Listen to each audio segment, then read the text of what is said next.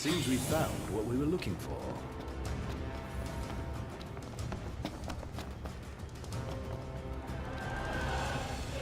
They won't know what hit them. My hero.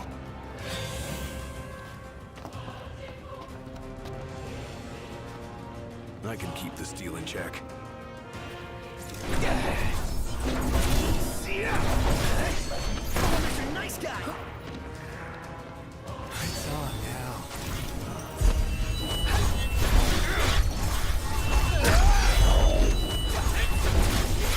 That's costing the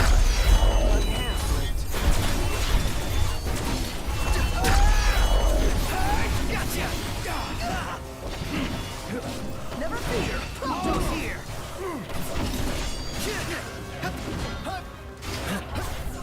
Fronto's barely hanging on.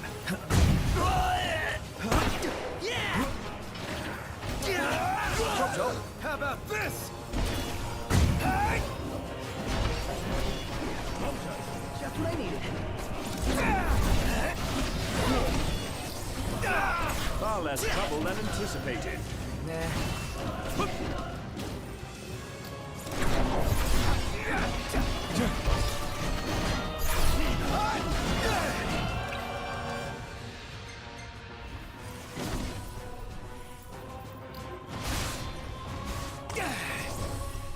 Iggy's looking pretty rough.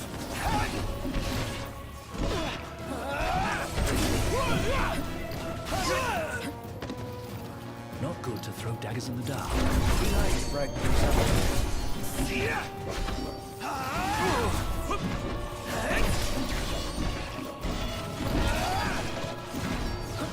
Say your prayers.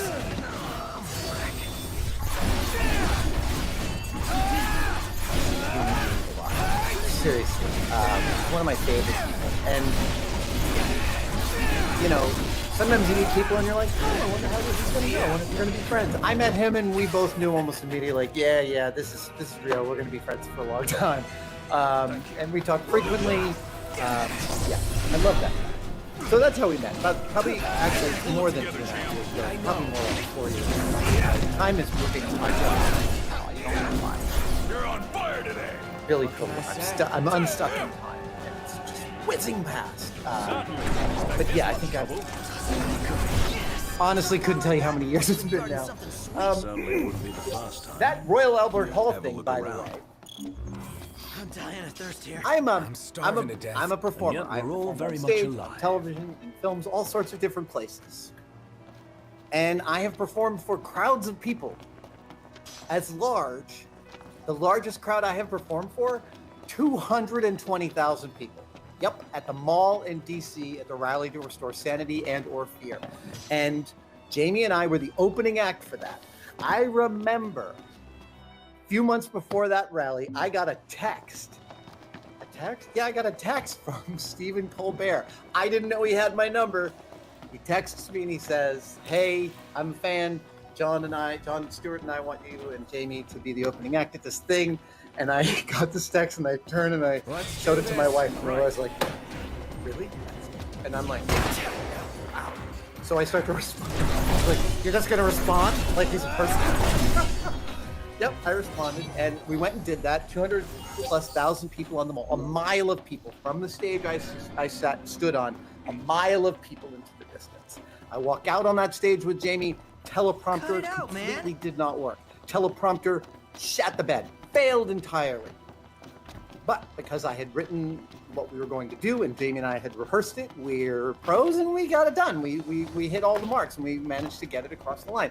That was not remotely as intense as stepping onto the stage at the Royal Albert Hall and facing a completely full house. Giacchino's 50th birthday celebration, which was a night of incredible guest appearances from all the directors of the movies that he's worked on, Colin Trevorrow, Gareth Edwards, J.J. Abrams, Brad Bird. Oh my God. I mean, it was like a murderer's row of some of my favorite directors in the world and some of my favorite people in the world.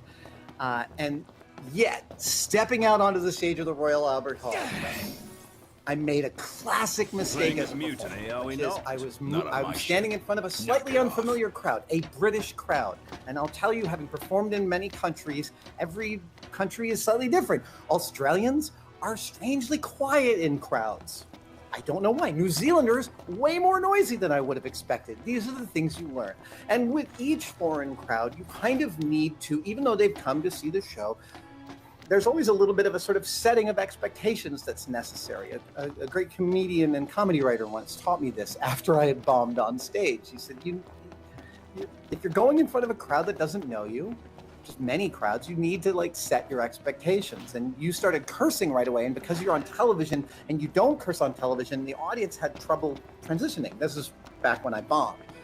At the Royal Albert Hall, I think I needed to set expectations because I walked out and I made some jokes. And I had a friend punch up the monologue, and I had this great monologue. It had some funny jokes in it, and every joke I had died.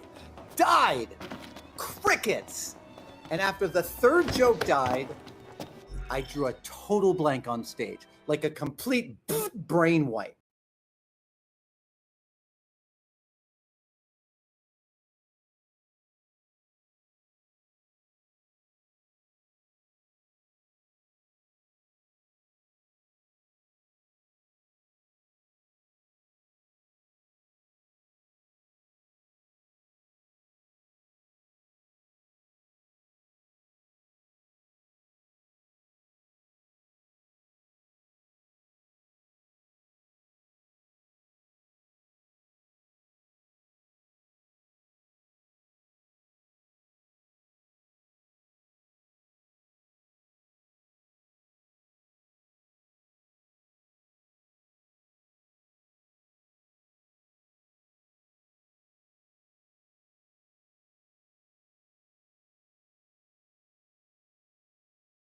Personally, he was hilarious.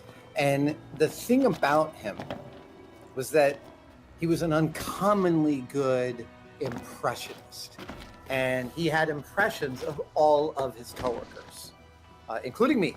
His impression of me, it was drumming on tables or anything that was near you. Yeah, that was definitely part of his impression of me. His impression of Jamie was this. The Jamie mustache joke was Grant's. As soon as I saw him do it, I'm like, I'm taking that. I hope you don't mind. And he was like, yeah, no, that's cool, man.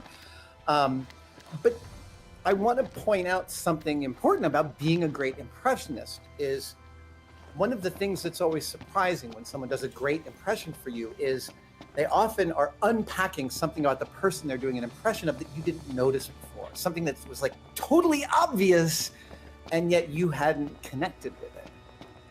And I think that Grant, like many people who can do that well, paid a lot of attention. He was a real listener. So all that is a preamble to say that Bingo. there Makes were the hassle worthwhile. there were times he could like take a person you know and sort of do an impression of them having a whole adventure. I'm sorry. I am being circumspect around this because I kind of don't want to tell names. I don't want to, I can't, it's not going to be as funny to you. And I'm not going to start unpacking all these names of people I used to work with at ILM. Suffice to say that Grant could have you absolutely clutching your sides in stitches doing impressions of your coworkers going through. Oh, yeah. So when he came up with this mustache thing, this wasn't the only one. This wasn't the only Jamie mustache impression. Grant also did Jamie Surprise. Just like a total Miyazaki thing. He would do Jamie scuba diving, like the mustache flowing underwater like a kelp forest. Thank you for that. I love thinking about that guy. That's better. Hey everyone, Adam Savage here in my cave. And we are living through a completely strange moment in time. 6 months ago, the entire world changed. Everyone went into lockdown, and so did Tested. We became a virtual workplace almost overnight. And now I'd see all my colleagues exclusively on video chat. I am shooting only on the phone. I know the sound quality's gotten worse. Norm, Joey, and Gunther are all editing from home. And maybe the biggest change is output. We have radically increased the number of videos that we make because, well, that's what I'm doing all week long here, is just shooting